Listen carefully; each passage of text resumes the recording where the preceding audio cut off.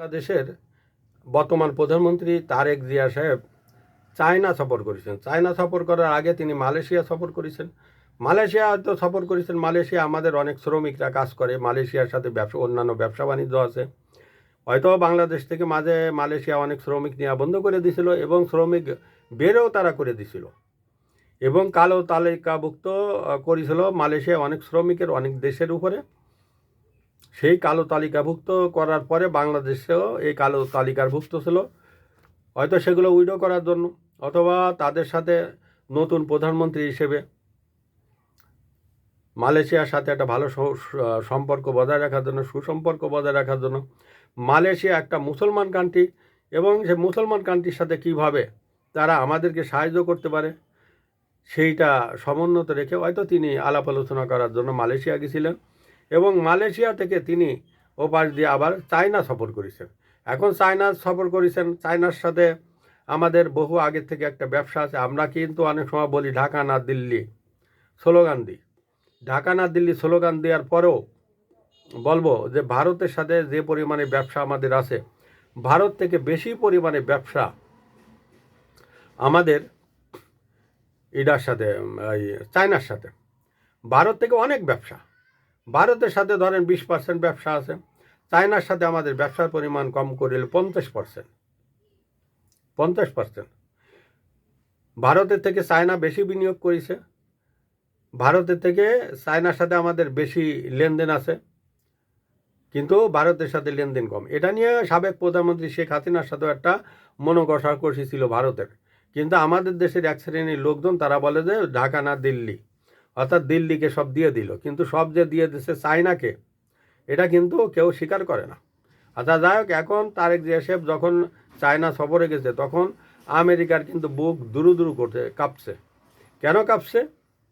কাঁপছে এই কারণে যে এই ব্রিক্সের একটা দেশ কিন্তু চায়না, এবং বাংলাদেশের প্রধানমন্ত্রী যখন মালয়েশিয়া সফরে ছিলেন তখন চায়নার যে নেতা শি জিনপিং, তিনি চায়নার যে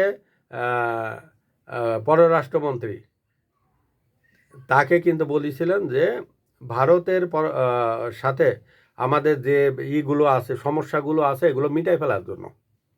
অর্থাৎ তখন কিন্তু ভারতের সম্ভবত একটা ব্রিক্স সম্মেলন চলছে, আর আমেরিকার প্রধান শত্রু আছে ব্রিক্স, আমেরিকার তারপরে শত্রু আছে দেখা যাচ্ছে যে এই পেট্রো ডলার চুক্তির মাধ্যমে 70 দশকে সারা বিশ্ব এই ডলার ছড়াই দেয় এবং এই আমেরিকার বহু বন্ড কিনে আছে পৃথিবীর বহু দেশের।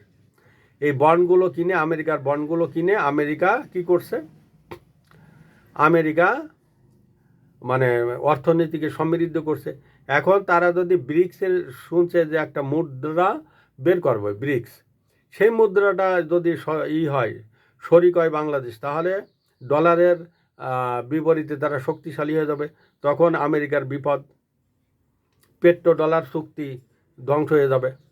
একে একে একে একে সব ওদের টাকার দিকে যাবে, কারণ আমেরিকারও দোষ আছে। তারা কথায় কথায় বাণিজ্য চুক্তি দেয়, কথায় কথায় ডলারের উপরে এই করে নিষেধাজ্ঞা দেয়, বাণিজ্য চুক্তি জোর করে চাপায় দেয়, বাণিজ্য চুক্তিকে আবার কি করে নিষেধাজ্ঞা জারি করে। তার যা ইচ্ছা সে তাই করে, কারণ সে চিন্তা করছে ডলারের মাধ্যমে পৃথিবীর সব দেশ আমাদের কাছে ধরা। কারণ IMF, বিশ্বব্যাংক, জাইকা, ADB সবই আমেরিকার মানে কি বলবো, আমেরিকার নির্দেশে চলে। এরা আমেরিকার নির্দেশে চলে, আর যার কারণে এখন আমেরিকা এই পেট্রো ডলার চুক্তি সমুন্নত রাখার জন্য পৃথিবীর অনেক দেশের সাথে বাণিজ্য চুক্তি করেছে, এবং যার কারণে এই যে তাদের দেশের যে বন্ডগুলো আছে, বিভিন্ন দেশকে বন্ডগুলো তাদের কাছে বিক্রি করেছে, তাদের কাছে বিক্রিতে তাদের কিনতে তাদের বাধ্য করেছে।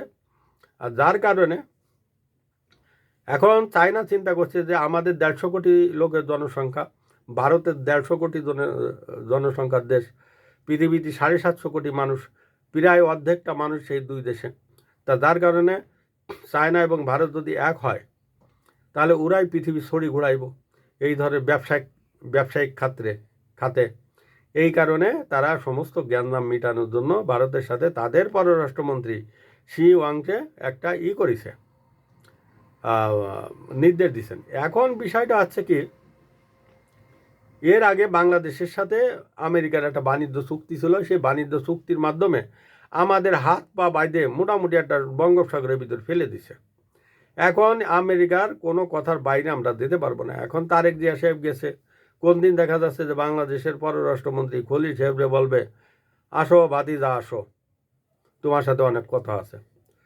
তখন তো আরও এক গাদা নিষেধাজ্ঞা, এক গাদা চুক্তি, আরও অনেক কিছু আমাদেরকে দিয়ে দিতে হতে পারে আমেরিকাকে। না বর্তমান সরকার রুখে দাঁড়াবে, সেটা বর্তমান সরকারের বিষয়। আসসালামু আলাইকুম ওয়া রাহমাতুল্লাহি ওয়া বারাকাতুহু।